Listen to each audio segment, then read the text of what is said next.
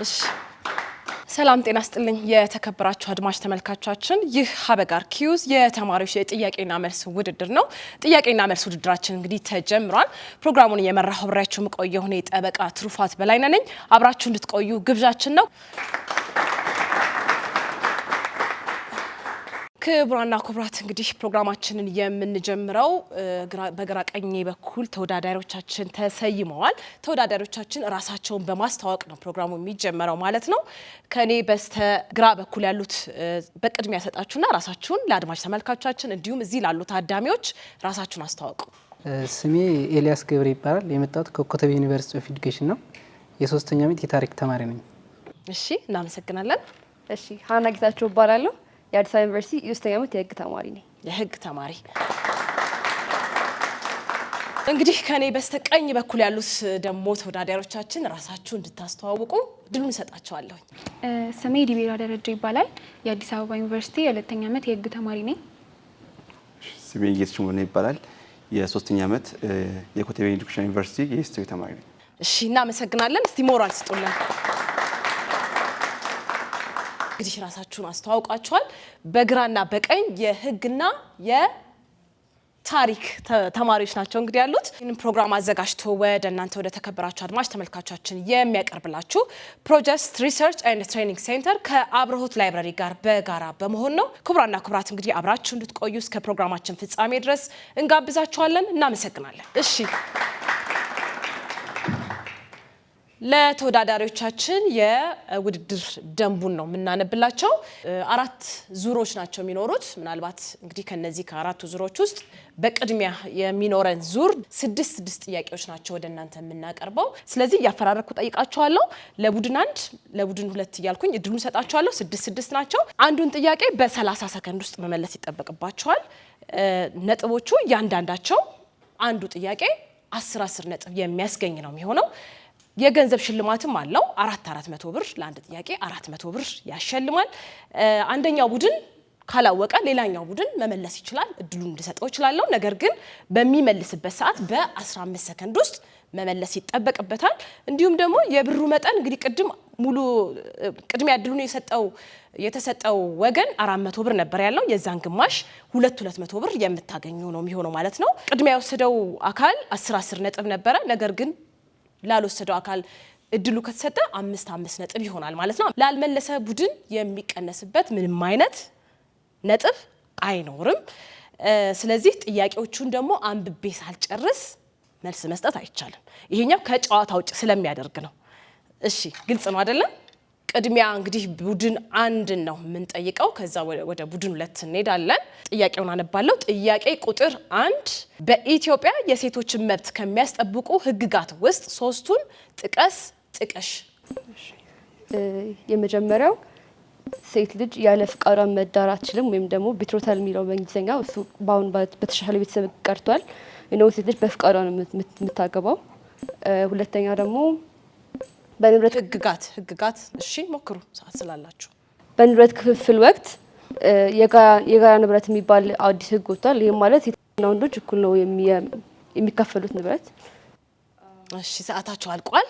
ጥያቄውን በትክክል አልመለሳችሁትም። መልሱ ህግጋት ነው የተጠየቀው። አጠቃላይ የኢትዮጵያ ሴቶችን መብት የሚያስጠብቁ ህግጋቶች ውስጥ 3ቱን ጥቀስ ነው የተባላችሁት። ለመጥቀስ ያህል ህገ መንግስት አለ። በዋናነት ህገ መንግስት አለ። የቤተሰብ ህግ፣ የወንጀል ህግ፣ የአሰሪና ሰራተኛ ህግ፣ በሴቶች ላይ የሚደርስን ማንኛውንም አይነት አድሎ ለማስወገድ የወጣው ዓለም አቀፍ ኮንቬንሽን፣ የቤጂንግ መግለጫና የድርጊት መድረክ፣ ዓለም አቀፍ የሰብአዊ መብቶች ቃል ኪዳን፣ የህፃናት መብቶች ኮንቬንሽን፣ በአፍሪካ የሴቶች መብቶች ፕሮቶኮል ወይም ማፑቶ ፕሮቶኮል የምንላቸው ናቸው። እነዚህ በዝርዝር እንግዲህ ኤግዞስቲቭሊ ሊስት ተደርገዋል እዚህ ጋር ማለት ነው። አልመለሳችሁም። ወደ ቡድን 2 ነው የምሄደው። ዝግጁ ናችሁ? እነ ጌትሽና ዲቤራ። እሺ ጥያቄ ቁጥር 2 3ቱ የመንግስት የስልጣን አካል ምን ተብለው ይጠራሉ? ህግ አውጪ፣ ህግ አስፈጻሚና ህግ ተርጓሚ። በትክክል ተመልሷል። እናመሰግናለን። እሺ እነ ኤልያስ እና ሀና ዝግጁ ናችሁ? ጥያቄ ቁጥር 3 የአምባገነናዊ ወይም አውቶክራቲክ መንግስት ዋነኛ መገለጫ ከሆኑት ውስጥ ሶስቱን ጥቀስ። አንደኛ ስልጣኑን ለራሱ ማለት በግል መጠቀም፣ ሁለተኛ የዲሞክራሲ ስርዓት አለመኖር ወይም ደግሞ የዲሞክራሲ መብቶች አለመከበር፣ የሰብአዊ መብት አለመከበር ማለት ነው። ስልጣኑን በግል መያዝ ወይም ደግሞ አጠቃሎ በአንድ ላይ መያዝ፣ የሚዲያ ክልከላ ማድረግ። እሺ መልሱን በትክክል መልሰውታል። እናመሰግናለን። ሶስቱን ጥቀስ ነው የተባለው። ከአምባገነናዊ መንግስት ዋነኛው መገለጫዎች ሆነው የተጠቀሱት ውስጥ ሰብአዊ መብቶችን መገደብ፣ ስልጣንን በማዕከል መያዝ፣ የሚዲያና የመረጃ ቁጥጥር ማድረግ፣ ውስን የፖለቲካና የሲቪል ነጻነቶች፣ ነጻና ገለልተኛ ምርጫ አለመኖር ወይም መገደብ፣ ተቃውሞ ማፈን፣ የኃይል አገዛዝ፣ ፕሮፓጋንዳና የመንግስት አስተምሮ ማስፋፋት፣ ዝቅተኛ የሆነ የህዝብ ተሳትፎ እንዲኖር ማድረግ፣ እነዚህ የአምባገነናዊ ስርዓት መገለጫዎች ተብለው እንግዲህ የተቀመጡ ናቸው ማለት ነው። ጥያቄ ቁጥር 4 ይህ ንግግር በአንድ ተቋም ኃላፊ የተነገረ ነው። በተቋማችን ውስጥ የምናከናውነውና የሚሆነው ለሁሉም ክፍት ነው። ተቋሙ የትኛውን የአስተዳደር መርህ እየተከተለ እንደሆነ ያመለክታል። ምርጫ አለው። ሀ ኃላፊነትን፣ ለ ምላሽ ሰጪነትን፣ ሐመሮሃ ግልጽነትን፣ መ ተጠያቂነትን። ግልጽነትን ብለዋል። በትክክል መልሰውታል መልሱን። እናመሰግናለን። ሞራል ይገባቸዋል። ጥያቄ ቁጥር 5 እነ ኤልያስ እና ሀና ዝግጁ ናችሁ? በዘር ውርስ መሪዎች ወደ ስልጣን የሚመጡበት የመንግስት አስተዳደር ስርዓት ምን ተብሎ ይጠራል? ዘውዳዊ ወይም ሞናርኪ። ንጉሳዊ ስርዓት ወይም ዘውዳዊ ስርዓት ነው። በትክክል ተመልሷል። ዲቤራ እና ጌትሽ ዝግጁ ናችሁ? እሺ ጥያቄ ቁጥር 6 እናነብላችኋለሁ። ተመሳሳይ መጠን ያለው ገቢ የሚያገኙ ሰዎች ተመሳሳይ መጠን ያለው ግብር መክፈል አለባቸው የሚለው የግብር መርህ ምን በመባል ይታወቃል? የህግ ተማሪና የታሪክ ተማሪ ተባብራችሁ እንግዲህ ችን ያቅታችሁ። ቨርቲካል። መልሱ በትክክል አልተመለሰም።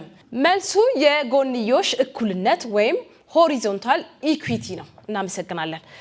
ቀጣይ ጥያቄ ቁጥር 7 ነው የምንሄደው። እነ ኤልያስ እና ሀና ዝግጁ ናችሁ?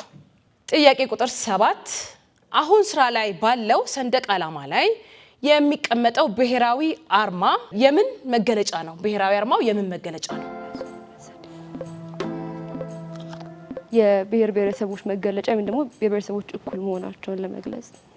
ሌላ የምትሉት ነገር አለ?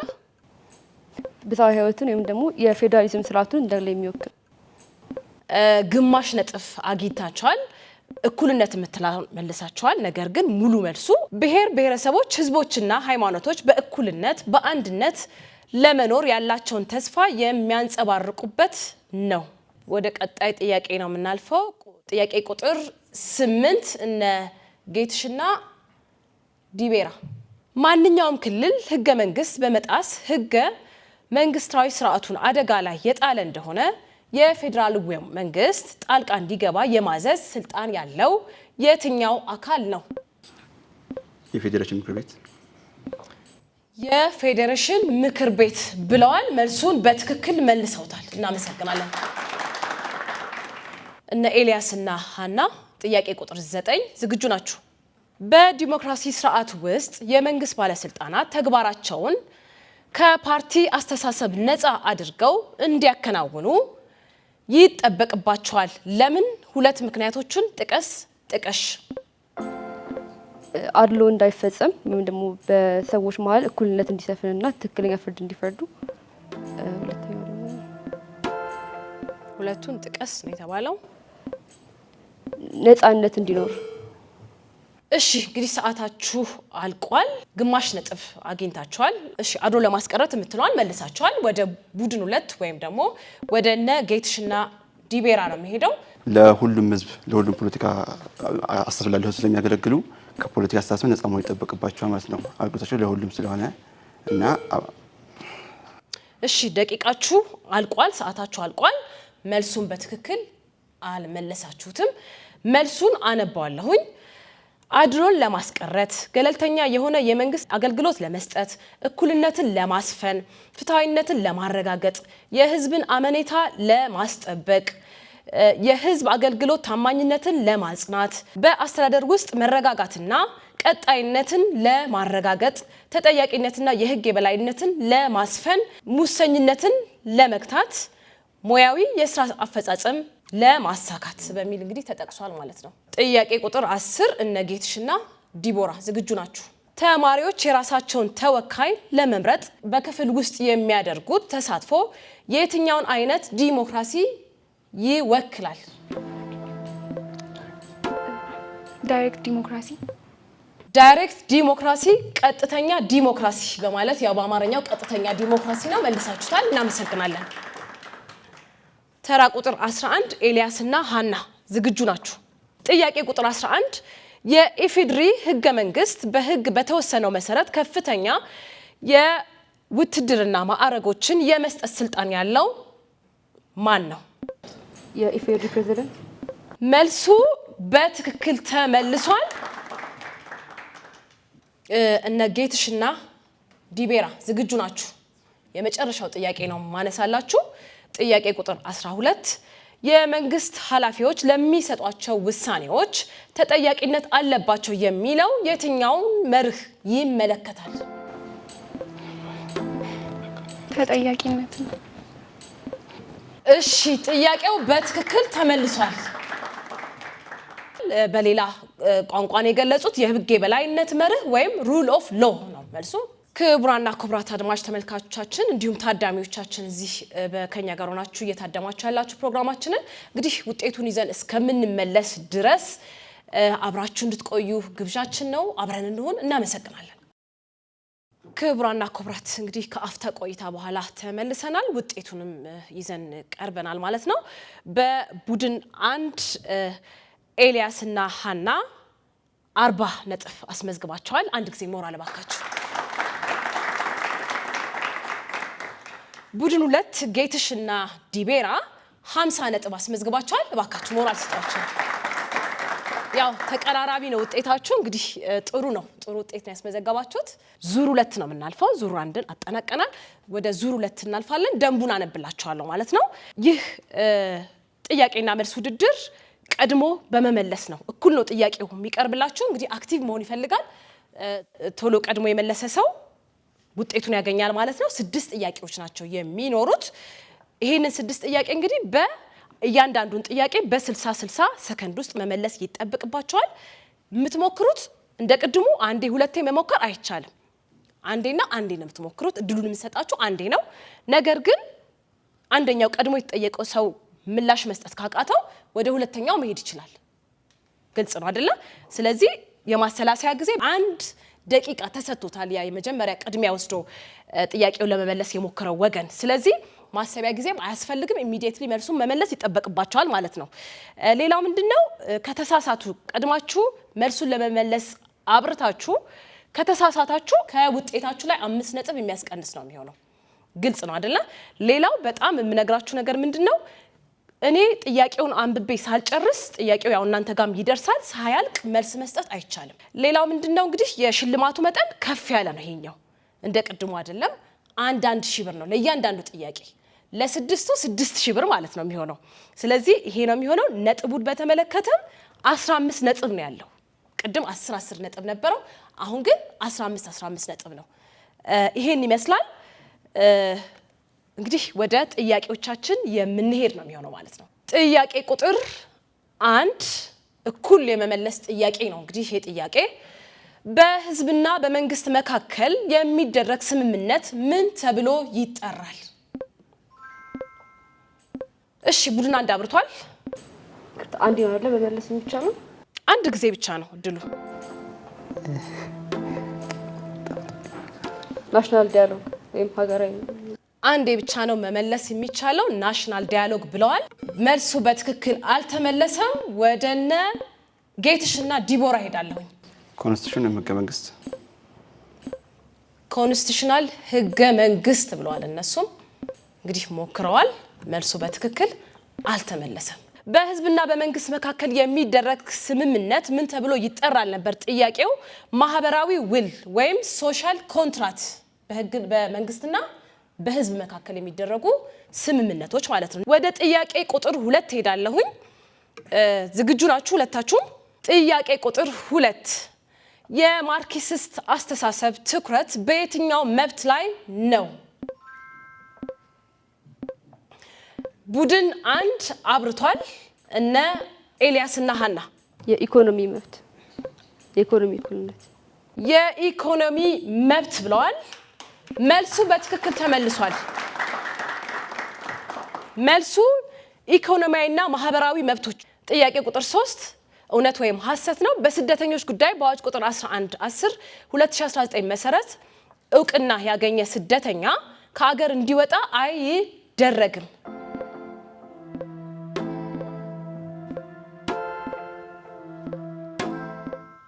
ቡድን 1 እንግዲህ ቀድሚያ ለመመለስ ዝግጁ ናቸው? እሺ እውነት። መልሱን እውነት ብለዋል።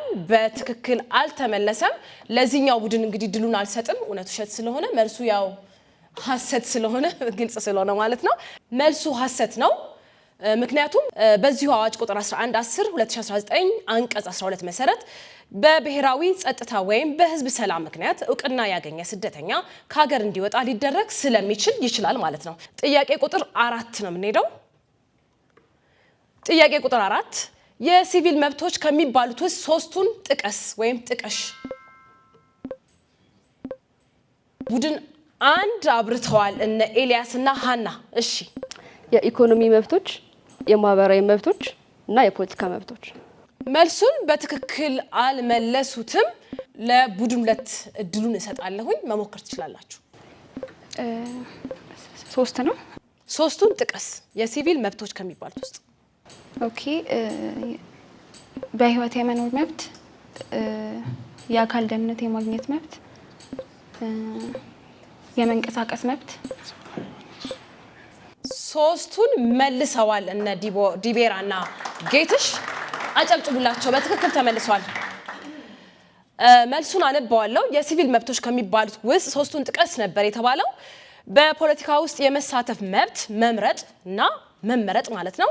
ፍትሃዊ የፍርድ ሂደት የማግኘት መብት፣ በህግ ፊት እኩል የመሆን ከአድሎ የመጠበቅ መብት፣ የመንግስት አገልግሎት የማግኘት መብት፣ የህዝብ ትምህርት የማግኘት መብት፣ የህዝብ መገልገያዎችን የመጠቀም መብት፣ ምክንያታዊ ካልሆነ ፍተሻና መያዝ መጠበቅ፣ የሃይማኖት ነጻነት፣ እኩል የስራ ቅጥር ማግኘት ወይም የማግኘት መብት፣ በህይወት የመኖር መብት፣ የነጻነትና የግል ደህንነት መብት፣ ከባርነት ነጻ የመሆን መብት፣ ከኢሰብአዊ አያያዝ የመጠበቅ መብት ናቸው።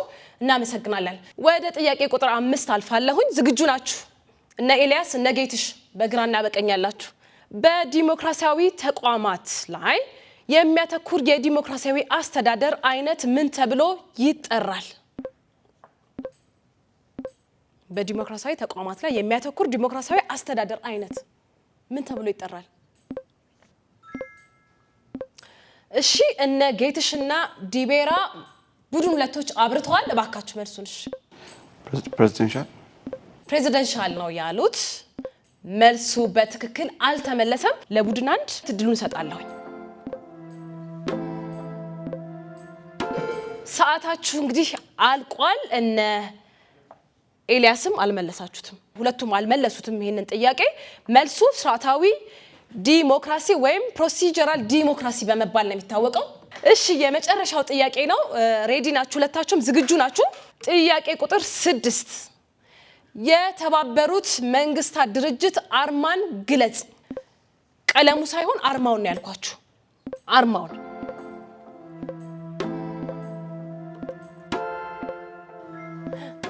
እነ ጌትሽና ዲቤራ አብርታችኋል። እሺ የዓለም ካርታ ወልድ ካርታውን በላው ያለበት ማለት ነው። ጥያቄውን ግማሽ መልሰዋል እነ ዲቤራ፣ ትክክለኛው መልስ በዘንባባ እቅፍ ውስጥ ያለ የዓለም ካርታ ምስል ነው። የዓለም ካርታ ምስሉን መልሰውታል፣ ነገር ግን ዘንባባውን አልመለሳችሁም። ስለዚህ ግማሽ ነጥብ አግኝታችኋል ማለት ነው። አጨብጭቡላቸው ባካችሁ፣ ሞራል ይገባቸዋል። ክቡራና ክቡራት እንግዲህ ፕሮግራማችን እስካሁን ያያችሁትን የተከታተላችሁትን ይመስላል። ጥሩ ቆይታ ያረጋችሁ እንደሆነ ባለሙሉ ተስፋ ነን። እነ ኤልያስና እነ ጌትሽ ቡድኖች እንግዲህ ከፍተኛ የሆነ ፉክክር እያደረጋችሁ ነው ያላችሁት። አሁንም እንግዲህ ፕሮግራማችን የሚቀጥል ነው የሚሆነው። ዙር 3 እና ዙር 4ን እንመለስበታለን። ውጤት እስከሚደርስ ድረስ አብራችሁን ቆዩ። ክቡራና ክቡራት እንግዲህ ውጤቱ ደርሶናል። ቡድን 1 እንግዲህ በፊት ላይ ውጤት አስቆጥራችሁ ነበረ። ነገር ግን ሁለተኛው ጥያቄ ያው ብዙ ማርክ የሚያስቀንስም ስለሆነ ውጤታችሁን ይዞባችሁ ሄዶ 0 ሆኖባችኋል። እንግዲህ ይስተካከላል ውጤቱ ብለን እናምናለን። ቡድን 2ቶች ውጤታችሁ 18 ነጥብ አስቆጥራችኋል። እባካችሁን ሞራል ስጧቸው።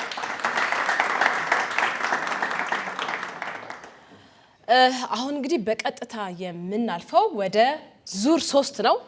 የዙር 3ን ደንቡን አነብላችኋለሁ። አስቀድሜ ደንቡን በደንብ ተከታተሉ። ዙር 3 6 ምድቦች አሉት። እነዚህ 6 ምድቦች ምንድናቸው? ምድብ 1 ስነ ዜጋ አለ። ምድብ 2 ሰብአዊ መብት አለ። ምድብ 3 ምርጫና መራጮች አለ።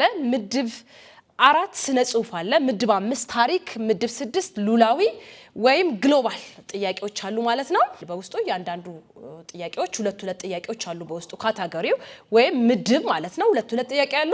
አንዳንድ ጥያቄ ነው ከዛ ውስጥ መምረጥ የምትችሉት። ከምድቡ አንድ ጥያቄ 2 ጊዜ ከዛ ምድብ ውስጥ መጠየቅ አትችሉም። ይህን ጥያቄ መመለስ የሚጠበቅባችሁ እንግዲህ በ60 ሰከንድ ውስጥ ነው መመለስ የሚጠበቃችሁ ወይም ደግሞ 1 ደቂቃ ማለት ነው። ሰዓት ስላላችሁ እያሰባችሁ ትመልሳላችሁ። ሌላው ሽልማቱ እንግዲህ የ400 ብር ሽልማት ነው። የሚያስገኘው ነጥብ ግን ከፍተኛ ነው። 10 ነጥብ ነው እያንዳንዱ ጥያቄ የሚያስገኘው።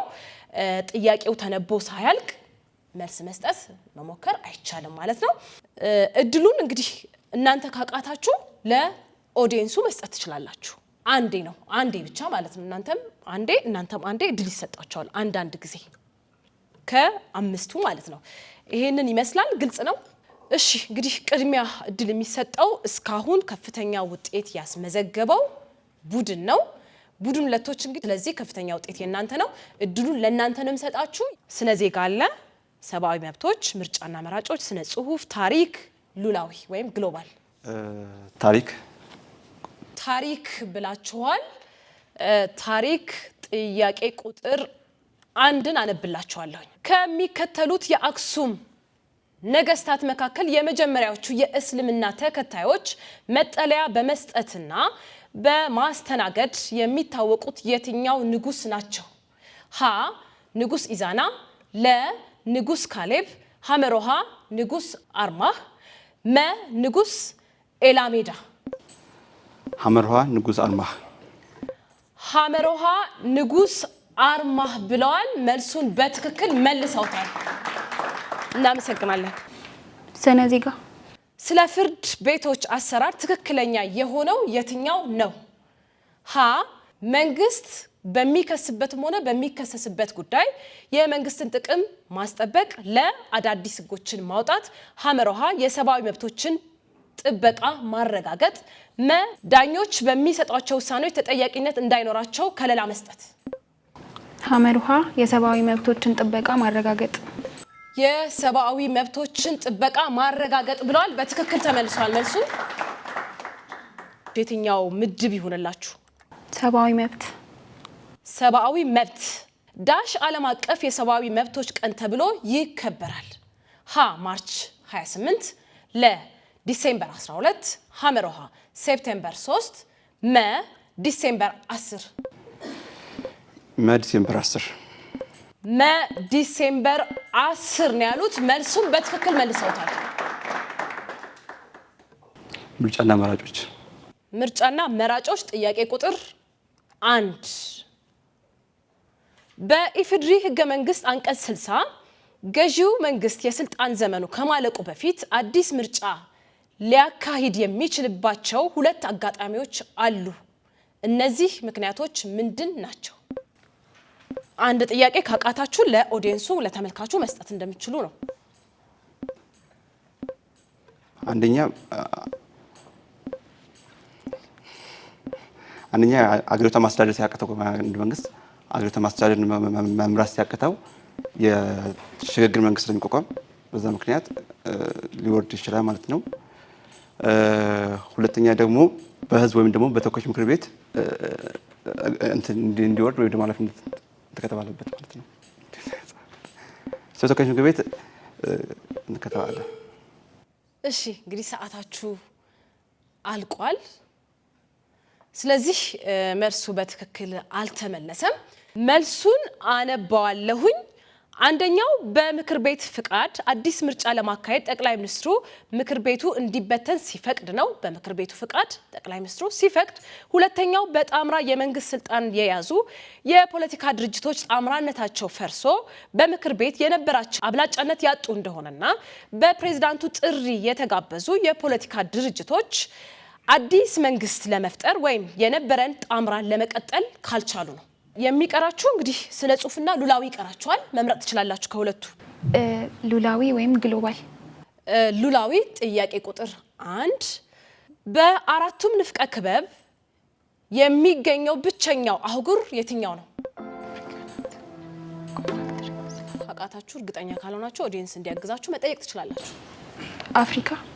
አፍሪካ በማለት ጠቅሰዋል። በትክክል ተመልሷል መልሱ። ቡድን ሁለቶች እንግዲህ ጥያቄያችሁን 5ቱንም ጨርሳችኋል።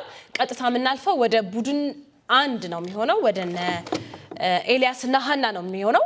ዝግጁ ናችሁ? ኤልያስና ሀና ምድብ ምረጡ። እና ሀና ስነ ዜጋ። እሺ ስነ ዜጋ ብላችኋል። ጥያቄ ቁጥር 2 በኢፌዴሪ ህገ መንግስት የሚከተለው ለክልሎች የተሰጠ ስልጣን ነው። ምርጫ አለው። ሀ የመከላከያ ሰራዊት ማስተዳደር፣ ለገንዘብ ማተም፣ ሐመሮሃ የውጭ ግንኙነቶችን ማከናወን፣ መ የክልል የፖሊስ ኃይል ማደራጀት። የክልል የፖሊስ ኃይል ማደራጀት። የክልል የፖሊስ ኃይል ማደራጀት ብሏል። በትክክል ተመልሷል።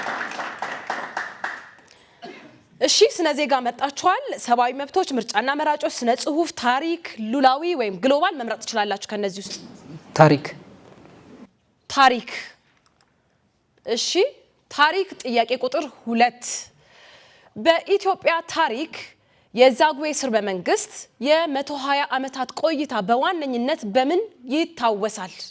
ሀ በሰፊ የውጭ ግንኙነት፣ ለ በጠንካራ ወታደራዊ አቅም፣ ሐመሮሃ በሰፊ የግዛት መጠንና አንድነት፣ መ በውቅር አብያተ ክርስቲያናት። በውቅር አብያተ ክርስቲያናት። በውቅር አብያተ ክርስቲያናት ብለዋል። በትክክል ተመልሷል። ምርጫና መራጮች፣ ስነ ጽሁፍ፣ ሉላዊ ያላችሁ የትኛው ይሆንላችሁ? ስነ ጽሁፍ መርጣችኋል። እሺ ስነ ጽሁፍ ጥያቄ ቁጥር 2 ከሚከተሉት አማራጮች መካከል መጥፎ ድርጊትን ወይም ባህሪን ለመክታትና ለማስጠንቀቅ የሚነገረው ምሳሌያዊ ንግግር የትኛው ነው ነው ጥያቄው። ምርጫ አለው። ሀ በምላስ የመጣ በምላስ ይሸኛል፣ ለ ቆፍሩ ቆፍሩ እፉኝ ዘር ላያበድሩ፣ ሐመሮሃ ፈሪ ቢያልም ዱላ ዱላ ዋሾ ቢያልም ማላ ማላ፣ መ እረር ያለው ቂጣ ምጣድ ስር ያመሻል። ለ ቆፍሩ ቆፍሩ እፉኝ ዘር ላያበድሩ። ቆፍሩ ቆፍሩ እፉኝ ዘር ላያበድሩ ነው ያሉት። እንግዲህ በትክክል አልተመለሰም። እሺ መልሱ እረር ያለው ቂጣ ምጣድ ሲል ያመሻል ነው መልሱ። ምርጫና መራጮች አላችሁ፣ ሰብአዊ መብት አላችሁ እና ሉላዊ ሰብአዊ መብት። እሺ ሰብአዊ መብት ጥያቄ ቁጥር 2 ይህ ምስል እንደ አውሮፓውያን አቆጣጠር በ1936 ቀዳማዊ አጼ ኃይለ ሥላሴ የፋሺስት ጣሊያን ወረራ አስመልክተው ዛሬ እኛ ነን ነገ እናንተ ትሆናላችሁ የሚለውን ታሪካዊ ንግግር ሲያደርጉ የተወሰደ ነው። ይህ መድረክ የት ነበር ነው ጥያቄው። ምርጫ አለው። ሀ የተባበሩት መንግስታት ድርጅት፣ ለ የአፍሪካ ህብረት፣ ሐመሮሃ ሊግ ኦፍ ኔሽን፣ መ የዓለም ጤና ድርጅት። ሐመሮሃ ሊግ ኦፍ ኔሽን። ሊግ ኦፍ ኔሽን በማለት መልሷል። በትክክል ተመልሷል። ሉላዊና ምርጫና መራጮች አልመረጣችሁ? ሉላዊ።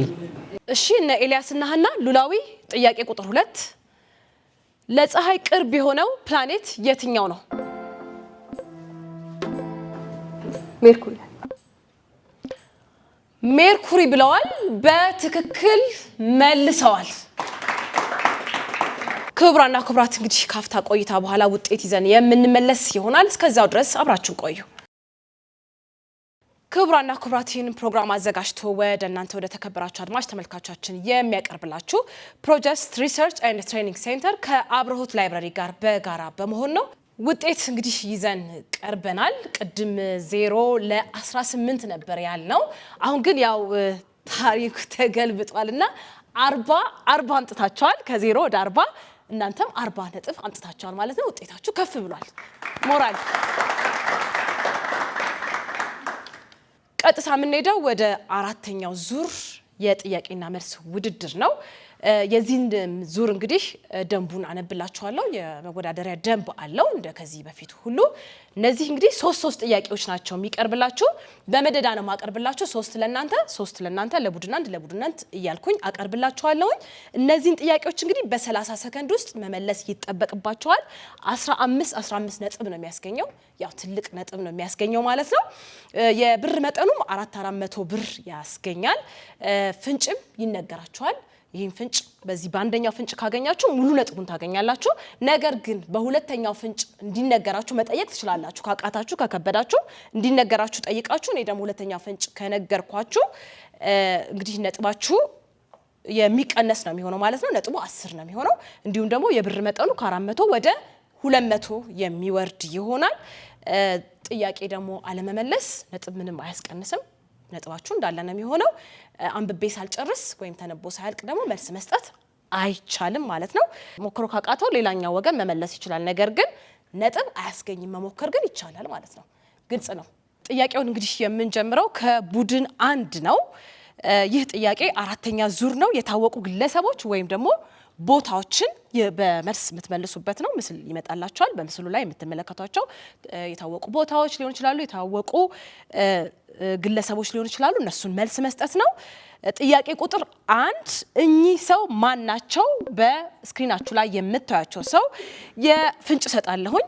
ፍንጭ 2 መጠየቅ ትችላላችሁ። ፍንጭ 1 የፓን አፍሪካኒዝም ንቅናቄ ቀንደኛ አቀንቃኝ ነበሩ። kwame nkrumah የጋና የመጀመሪያ ፕሬዝዳንት። kwame nkrumah በትክክል ተመልሷል። እባካችሁ ሞራል ይገባችኋል። የመጀመሪያው የጋና ጥቁር ፕሬዝዳንትም ነበሩ። ልክ ነው፣ ጋናዊ ናቸው። kwame nkrumah ይባላል፣ ንክሩማ ይባላሉ። እሺ ጥያቄ ቁጥር 2 በስክሪናችሁ ላይ የምትመለከቷቸው ሰው ማን ናቸው? ፍንጭ ሰጣለሁኝ። በኢትዮጵያ የመጀመሪያው ሴት ፕሮፌሰር ናቸው። ፕሮፌሰር የዓለም ፀሐይ መኮንን። የዓለም ፀሐይ መኮንን በትክክል ተመልሷል። መድኃኒትነት ባላቸው እጽዋትም ምርምር ላይ ይታወቃሉ። ይመራመሩ ነበር በእጽዋት ምርምርም ላይ። ፕሮፌሰር የዓለም ፀሐይ መኮንን ይባላሉ። ጥያቄ ቁጥር 3 ይህ ቅርስ ምን ተብሎ ይጠራል? በስክሪናችሁ ላይ የምታዩት ቅርስ ፍንጭ አልሰጠሁም። መልሱን መመለስ ይቻላል። እሺ የአባጅፋር ቤተ መንግስት። የአባጅፋር ቤተ መንግስት በትክክል ተመልሷል።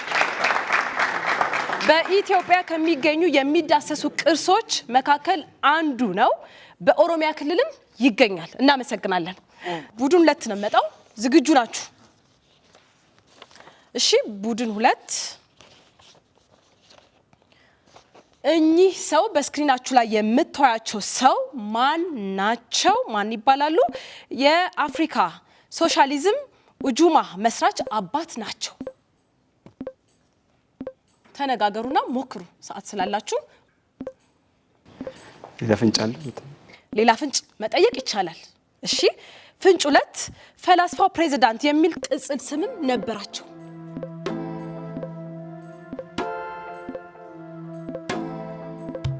አላወቃችኋቸውም? እሺ ጥያቄውን ወደ ቡድን 1 አስተላልፋለሁኝ። ቡድን 1 መሞከር ትችላላችሁ። መልሱ ውጤት ግን አያስገኝም። እሺ መልሱን እንግዲህ ሁለቱም አላወቁትም። ጁሊየስ ኔሬሬ ይባላሉ። ሁለቱንም ፍንጭ እንግዲህ ተናግረናል ማለት ነው። ፈላስፋው ፕሬዝዳንት የሚል ቅጽል ስም ነበራቸው። የአፍሪካም ሶሻሊዝም ኡጁማ መስራችም ናቸው። እሺ ወደ ጥያቄ ቁጥር 2 ነው የሚሄደው ለቡድን 2። ይህ ቅርስ ምን ተብሎ ይጠራል? በስክሪናችሁ ላይ የምታዩት ቅርስ ምን ተብሎ ይጠራል? አለ አይደል ስክሪናችሁ ላይ የጥያ ትክል ድንጋይ የጥያ ትክል ድንጋይ ጥያ ትክል ድንጋይ ወይም የጥያ ትክል ድንጋይ በመባል ይታወቃል። በትክክል ተመልሷል። በኢትዮጵያ ከሚገኙ የሚዳሰሱ ቅርሶች መካከል አንዱ ነው። ወደ ቡታጅራ መሄጃ ላይ ሶዶ ጥያ ከተማ ውስጥም የሚገኝ ነው። እናመሰግናለን። ጥያቄ ቁጥር 3 ዝግጁ ናችሁ? እሺ እኚህ በስክሪናችሁ ላይ የምታዩቸው ሰው ማን ናቸው? ፍንጭ አነባለሁኝ። የኒያ ፋውንዴሽን መስራች ነበሩ። ከአቅማችሁ በላይ ከሆነ ፍንጭ ሁለትን መጠየቅ ትችላላችሁ።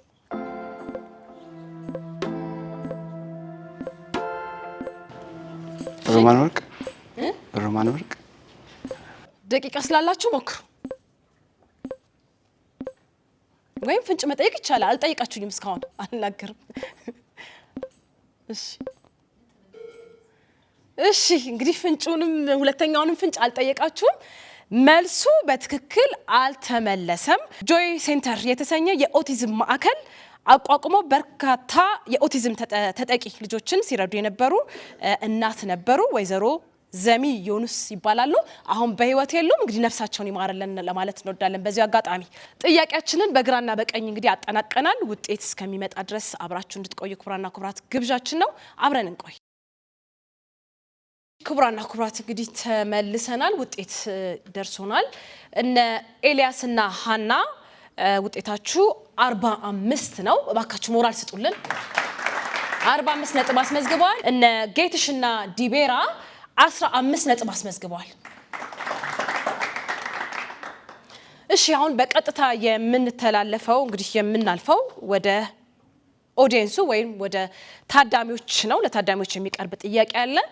አንድ ጥያቄ ከዚህ አንድ ሰጣለሁኝ እድሉን። ሁለት ጥያቄ ወደ እናንተ እናደርሳለን። እንግዲህ በዚህ ጥያቄ ላይ መልሱን ያገኘ ሰው የካርድ መሙያ የሆነው ዘንድ 200 ብር የሚያሸልም ነው የሚሆነው ማለት ነው። ጥያቄ ቁጥር 1 አነባለሁ። የኢትዮጵያ ፌዴራላዊ ዲሞክራሲያዊ ሪፐብሊክ ርዕሰ ብሔር ማን ነው? እሺ እዛ ጋር ሴት ትታየኛለች። አንድ ኋላ ላይ ያለሽው። እሺ ወይዘሮ አስካለ ነጋሽ። እሺ አቶ ታዬ አጽቀሥላሴ። መልሱን ያው በትክክል ተመልሷል። ፕሬዚዳንቱ ናቸው። የተከበሩ ታዬ አጽቀሥላሴ ብለዋል። እሺ እናመሰግናለን። ወደ ጥያቄ ቁጥር 2 ነው ማልፈው። በኢትዮጵያ የስነ ጽሁፍ ታሪክ ውስጥ የመጀመሪያ የሚባለው ተውኔት የጻፈው ማን ነው? ማን ናቸው የጻፉት ተውኔቱን? እዛ ጋር በደንብ እጅ ይታየኛል ከኋላ ላይ። ስሜ ካሳሽሞ ይባላለሁ። ልሞክረው። ተክለ ሐዋርያት ተክለ ማርያም። በትክክል ተመልሷል። ማዕረጋቸውን ነው ያልጠቀስከው እንጂ በትክክል መልሰዋል። ፊት አውራሪ ተክለ ሐዋርያት ተክለ ማርያም በትክክል ተመልሷል። ክቡራና ክቡራት እንግዲህ ፕሮግራማችን እንዲህ እያለ እዚህ ደርሷል። አሁን ላይ እንግዲህ በግራ ቀኛችን ያሉት ተወዳዳሪዎቻችን የዩኒቨርሲቲ ተማሪዎች ናቸው፣ የህግ እና እንዲሁም የታሪክ ተማሪዎች ናቸው። ነገር ግን ልዩ ታለንት አለን፣ ልዩ ተሰጥኦ አለን የሚል ነገር ሰምቻለሁኝና ይሄንን እንግዲህ ድሉን ሰጣችኋለሁኝ። ከነ ኤልያስና ከነ ሀና ቡድን ነው የምጀምረው። ያው ይሄ ውድድር አይደለም፣ ነገር ግን ታለንታችሁን እባካችሁን። አንድ አጠር ያለች ግጥም አለችኝ። የግጥሜ ርዕስ አቅቷት እኮ ነው ይላል። ሲሉ ትሰማለች አይ ዘመን አይ ጊዜ ከምን ላይ ደረስን፣ ከጩኸቱ ዓለም ማት የሚያሰማን ጭካኔውን ቢንር መማማር ቢረሳ፣ ሁሉም በየጎራው ቢፎክር ቢያገሳ፣ ቅዝምዝም የጉድገን እንደማይታለፍ አንገትን ካልደፉ፣ ሁካታ ትርምስ ናናን እንደሚያዞር ወሬውን ካልገፉ፣ እኛም ዝቅ እንበል ሰምተን እንዳልሰማን አይተን እንዳላየን፣ አዎን እንመሳሰል የጉጭ ጋር እስኪገፈፍልን እያሉ ብዙ ያወራሉ። በመጨፈን ብቻ ፀሐይቱን ማጥለቅ የሚቻል መስሏቸው ይንደፋደፋሉ። ደግሞም ይመክሯታል አትግጠሚ ትግል ከትልቅ ኮረብታ፣ ቢገባቸውማ ተራራ ህሊናን አሳምነውታል እንደጠይቅ ላፍታ። ያደጉበት ባህል እንዳልነበር ሲሆን የተገነቡበት ያ ሁሉ ማንነት መና ሲቀርበድን፣ አይቶ ከመታመም በጠኔ ከመያዝ ይሻል ይሆን ችላ ከጊዜው መዘዝ ጋር ለጊዜው መደብዘዝ። እሷ ግን አትችልም፣ እሷ ግን አትደፍርም ራሷን ማሳመን። ልቦና ያውቀዋል የቀን ጨለማ ሰልፍ ይታያል ወጋገን። ለመጂው አትበሏት ምኑ ነው የሚለመድ፣ የተቀረጹበት አብሮት የኖሩት ከቶ አይጥፍም ለማድ። እሷ ስታድግበት ምን ራብ ቢከፋ ጦም አይታደርም ጎረቤት እያለ፣ ዝንጣ አይቸግርም ተወሶ ይለበሳል በዙሪያ ሰው ካለ። እሷ ስትኖርበት ሀቀኝነት ውበት ጨዋነትም ጌጥ ነው፣ መቅጠፍም ማኖር ሁሉ የሚጸየፈው። አሁን ከየት ታምጣው ከቶ እንዴት ሲግባት ለማህተም መኖር ሐቀኝነት እንጂ መምታታት አያውቃት የዘመኑ ክፋት እያደር እንዳዲስ ቢደንቃት በመንገዷ ሁሉ ይሄማ ኖር ነው ስትል ብታገኟት በተገላቢጦሽ በወልክፍክፍ ዘመን ደንብራ ብታዩት እንባዋ ቢቀድም እግዚኦ ቢከተል ሐዘን ቢጸናባት አጽናኝ እንዳትልኩ ዘመኑን ከመምሰል ህመም ነው የተሻላት በልቶ ማደር ብቻ መኖር ከተባለ ውሎ መግባት ብቻ ለብሶ ማጌጥ ብቻ ኖሮ ከተባለ ህይወት ዋጋ አጣ እርካታ ተረሳ ትርጉሙ ቀለለ ስሜት ማንነቷን አሳልፋ ትሰጥም ለዘመን ወረርሽኝ መልመድ አትፈልግም ጥላሸት ከልባ ጨርሶ አይቆራኝ ታውቀዋለችና ሞት ስቃይ ሲለመድ ቁጥር ሆኖ ያልፋል በእያንዳንዱ ውስጥ ያለው መሳበር እንደ ቀልድ ይረሳል መደንገጥ ይቀራል ማዘን ይናፍቃል እንባ ካይን ይርቃል ስሜት እንደ ሂሳብ በቁጥር ይሰፈራል ሰው መሆኑ ቀርቶ ቆሞ መሄድ ብቻ መኳተን ይተርፋል ለዚህ ነው የምትለው ጫማነተ ተብሎ እግር አይቀየርም ጊዜ ከፋ በሚል ማንነት አይሻር ቃል አይታጠፍም አላወቂ አታርጓት ግራ ግብት ያላት እንዲህ የምትሆነው እንግዳ ከሆነ ከዘመን መላመድ አቅቷት እኮ ነው እሺ በጣም እናመሰግናለን